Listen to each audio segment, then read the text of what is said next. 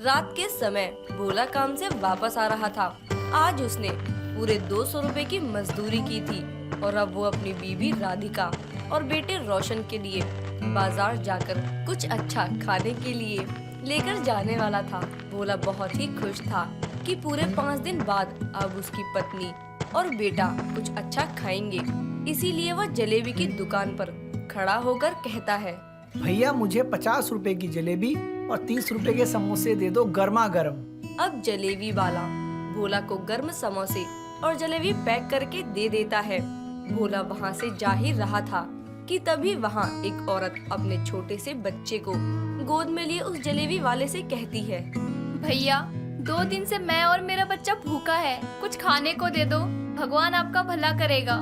चल भाग यहाँ से भिखारन कहेंगे, पता नहीं कहाँ कहाँ से आ जाते हैं मांगने के लिए।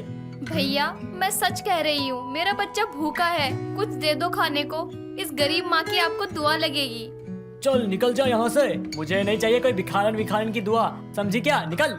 वो औरत अपने बच्चे के लिए खाना मांगती रहती है, पर वो जलेबी वाला उसकी एक ना सुनता है। भोला से ये सब देखा नहीं गया और वो उस औरत के पास जाकर बोलता है, बहन तुम इतनी रात में अपने इस बच्चे को लेकर कहाँ घूम रही हो और तुम्हारे घर वाले कहाँ हैं सब? भाई जी मेरा इस दुनिया में कोई नहीं है, मेरे पति की कुछ दिन पहले ही मौत हो गई है और उनके जाने के बाद मकान मालिक ने मुझे घर से निकाल दिया, क्योंकि बहुत टाइम से हमने घर का किराया नहीं दिया था और तब से मैं और मेरा बच्चा सड़कों पर यहाँ से वहाँ भूखे प्यासे भटक रहे हैं। सुनो बहन, जिसका इस दुनिया में कोई नहीं उसका भगवान होता है। ये लो जलेबियाँ और समोसे रखो, तुम खाओ और अपने बच्चों को भी खिलाओ। और हाँ, ये कुछ पैसे रख लो, इससे कुछ अच्छे कपड़े खरीद लेना और हाँ कोई अच्छा सा काम देख लो। इस टाइम रात को घूमना अपने लिए और बच्चे के लिए ठीक नहीं है। भाई जी मुझे लगता था कि भगवान नहीं है, आपको देखकर लगता है कि भगवान है, तभी आपको मेरी मदद के लिए भेज दिया है। अरे ऐसा कुछ नहीं है बहन। मैं आपका यह एहसान कभी नहीं भूल सकती, भगवान आपकी सभी मनोकामनाएं पूरी करे। और हाँ, आप कहीं अच्छी जगह बैठकर खाना खा लो और अपने बच्चे का ध्यान रखो। अच्छा मैं चलता हूँ।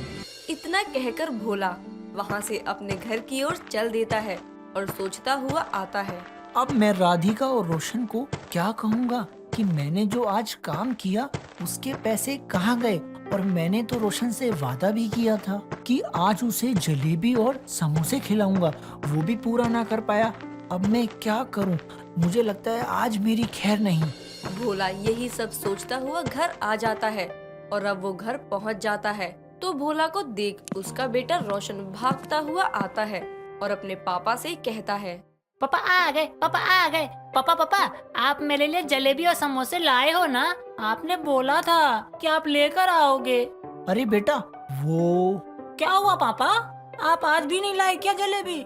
बेटा वो मैं लाया था जलेबी, लेकिन राधिका भी बाहर आकर कहती है, अरे रोशन बेटा, तुझे पता है ना तेरे पापा कितने बड़े दानी हैं। ये अपने बच्चे और बीवी को भूखा देख सकते हैं पर किसी और को भूखा या परेशानी में नहीं देख सकते ये। अरे राधिका तुम्हें पता है आज क्या हुआ? मैं काम से पैसे लेकर घर आ रहा था तो रास्ते में एक जलेबी की दुकान दिखाई दी। मुझे याद आया आज तो रोशन को जलेबी खानी थी।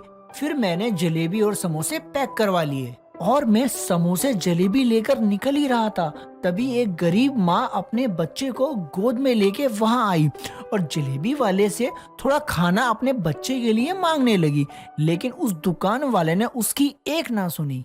हाँ, और आपसे उन गरीब औरत की भूख देखी नहीं गई होगी और आपने फिर एक बार सब दान कर दिया होगा और घर खाली हाथ आ गए। अरे वाह राधिका, तुम्हें ये सब कैसे पता? तुम भी थी क्या वहाँ पे? नहीं जी, पर पत्नी हूँ आपकी और आपकी रग रग से वाकिफ हूँ। आप अपने बीवी बच्चे को भूखा देख सकते हो पर किसी और गरीब को भूखा नहीं देख सकते, जैसे खुद कितने बड़े अमीर हैं। अरे कभी ये भी सोचा करो कि हम भी गरीब हैं। ऐसे ही सब दान करते रहोगे तो हम एक दिन सड़क पर आ जाएंगे। अरे ऐसा कुछ नहीं होगा राधिका, जब तक मैं जिंदा हूँ तब तक ऐसा कुछ नहीं होगा, समझे? और वैसे भी दान पुण्य करना तो अच्छा काम होता है। जिस दिन हम पूरी तरह से रोड पर आ जाएंगे ना, उस दिन देखूंगी जिनको आपने ये दान दिया है वो आपकी मदद करते हैं या नहीं। लगता है आज मुझे बस ताने ही मिलेंगे खाने को और इन्हीं से मुझे पेट भरना पड़ेगा। नहीं जी, शुक्र करो कि आपने खाना दान नहीं दिया घर का, वरना भूखा ही सोना पड़ता। चलो अब खाना खाने। इतना कहकर राधिका रसोई में जाती है और खाना निकाल कर भोला को खाना दे देती है और अपने लिए भी खाना निकाल लेती है। अब सब खाना खाकर सो जाते हैं। अगली सुबह भोला फिर से काम पर जाने के लिए तैयार हो जाता है। अब भोला को काम करते करते पूरे 5 घंटे हो गए थे। सभी लोग अब लंच करने के लिए बैठ जाते हैं और भोला रोटी का एक निवाला अपने मुंह में रखने ही वाला था कि तभी वहाँ एक आदमी बड़ा ही भूखा होता है और वो भूख से चक्कर खाकर गिर जाता है। ये देख भोला उसकी मदद करता है और उसे उठाकर पेड़ की छांव में लाकर लेटा देता है और उसके मुंह पर पानी छिड़क कर उसे होश में लाता है। अब आदमी को होश आता है, जिसके बाद भोला उसे कहता है, क्या हुआ भाई, तुम ऐसे बेहोश कैसे हो गए? लगता है कुछ खाया नहीं सुबह से।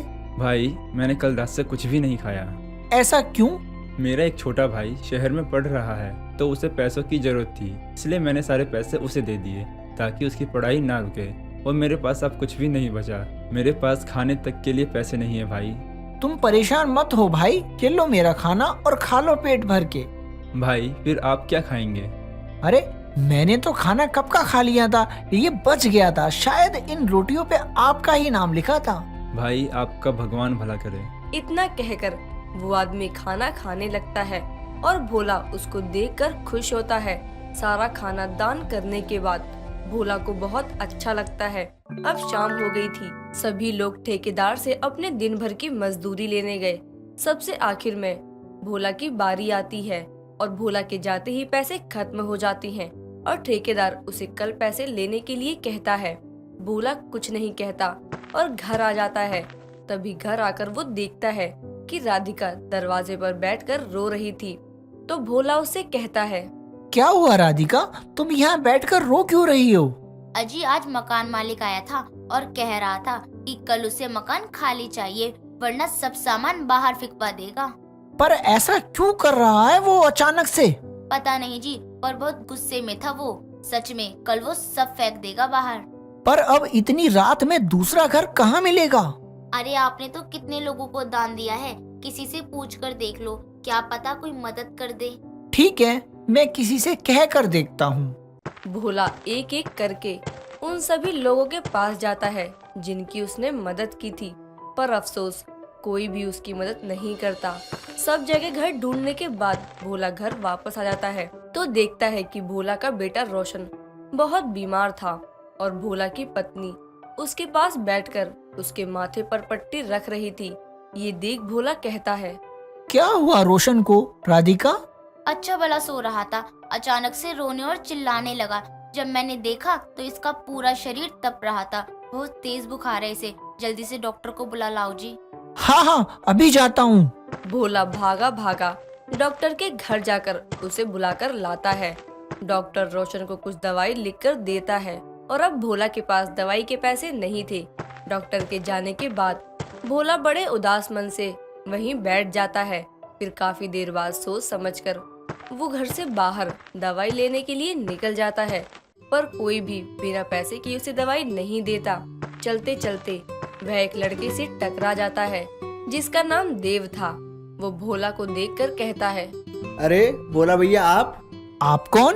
अरे भैया आप मुझे कैसे भूल गए? जब एक दिन मैं उदास होकर रो रहा था तब आप मेरे पास आए थे और आपने मेरे स्कूल की फीस दी थी। अच्छा तो तुम देव हो? हाँ भैया आप तो भूल ही गए। आपको पता है कि आपकी मदद के बाद मैंने स्कूल में टॉप किया, उसके बाद मैंने अच्छे से पढ़ाई की और आज मैं एक डॉक्टर हूँ। अच्छा ये तो अच्छी बात है भाई। भैया आप कुछ परेशान से लग रहे हो, क्या बात है मुझे बताओ। भोला देव को सारी बात बताता है और ये सब सुन देव भोला की मदद करता है। उसके बेटे को अपने हॉस्पिटल से मुफ्त दवाई देने के बाद वो भोला को अपने हॉस्पिटल में एक जॉब देता है, साथ ही रहने के लिए एक अच्छा खासा घर भी दिलाता है।